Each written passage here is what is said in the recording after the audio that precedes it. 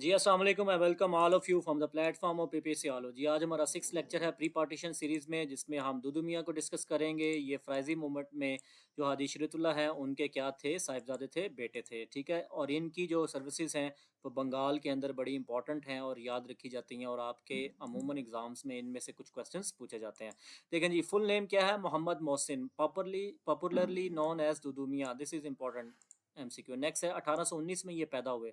अब जो exact date of birth है, आप इसको ऐसे प्रिपेयर कर सकते हैं कि 1817 के अंदर जो हमारी इंपॉर्टेंट पर्सनालिटी हैं सर सईद अहमद खान, उनकी बर्थ है, ठीक है। तो उनके 2 साल बाद आप इसके कोरस्पोंडिंग इसको प्रिपेयर करें। नेक्स्ट है डेथ है 1862 में। आप इसको ऐसे प्रिपेयर कर सकते हैं 1857 की जंग आज़ादी के 5 साल बाद 1857। ये ईयर जो है वो आपके माइंड में कम्प्लीटली तौर पे फिक्स है।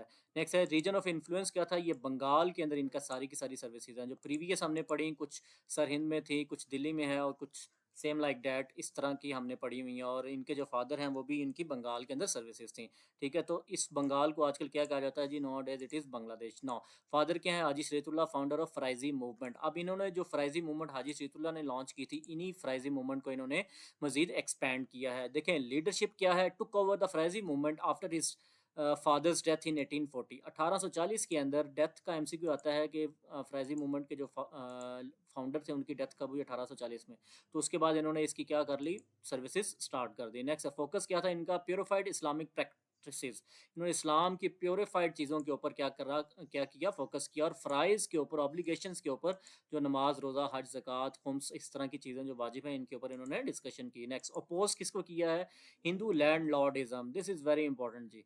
इन्होंने हिंदू लैंड लॉर्ड्स को इन्होंने क्या किया है? अपोज किया है। ब्रिटिश कलोनियल एक्सप्लॉयटेशन, जो ब्रिटिश बंगाल के अंदर एक्सप्लॉयटेशन किया करते उसको अपोज किया। और अन इस्लामिक प्रैक्टिसेस को इन्होंने अपोज किया है।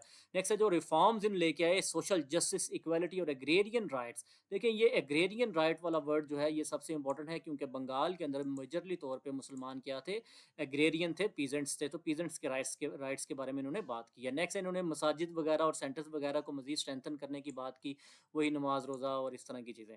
नेक्स्ट है चैंपियन ऑफ पीजेंट्स। सबसे इंपॉर्टेंट है जी जिम्मेदारी, जो लैंड लॉर्ड्स थे उनके खिलाफ इन्होंने आवाज़ उठाई, और ब्रिटिश टैक्स कलेक्टर्स के खिलाफ इन्होंने आवाज़ उठाई, जो कि अनजस्ट था और ज़्यादातर मुसलमानों को क्या किया करता था? सप्रेस किया करता था। इकोनॉमिक जस्टिस की बात की है, अनजस्टिस जस्ट टैक्सेस को कंट्रोल करना और फोर्स लेबर को कंट्रोल करने की बात की है। Anti feudal movement, this is very important. Feudalism के खिलाफ, और एग्रेरियन सिस्टम जो सा था जो ऊपर पढ़ चुके हैं, वो एंटी क्या है? फ्यूडलिज्म है। नेक्स्ट मोबिलाइज किसको किया? Created a vast grass roots network in rural Bengal. तो ग्रास रूट नेटवर्क इन्होंने क्रिएट किया बंगाल के अंदर, किसका? पीजेंट्स का। देखिए इनकी सारी की सारी सर्विसेज क्या है? पीजेंट्स सेंट्रिक है। नेक्स्ट है ब्रिटिश ने क्या अपोज किया जी? His his popularity among the peasants and defiance of the landlord drew British suspicion. तो ब्रिटिश के अंदर इन एक सस्पिशन क्रिएट होगी कि ये कुछ करना चाहते हैं जो कि एक बड़ा काम होगा। नेक्स्ट है अरेस्ट किया गया इनको मल्टीपल टाइम्स, और इनकी मूवमेंट को बड़ा कंट्रोल भी किया गया, और सप्रेशन की इनके ऊपर अटेम्प्ट्स की गई, इनको रिबेलियन की तरफ इंसाइट भी किया गया, but he controlled himself. Next है रिलीजियस रिवाइवल की इन्होंने बात की है, वही बातें हैं जो लेगेसी होगी इनकी। सोशल जस्टिस है, इकोनॉमिक जस्टिस है, एंटी कलोनियलिज्म की बात किया, और इन्फ्लुएंस किसको किया है? नेक्स्ट कमिंग जो Muslim leaders of the Bengal हैं।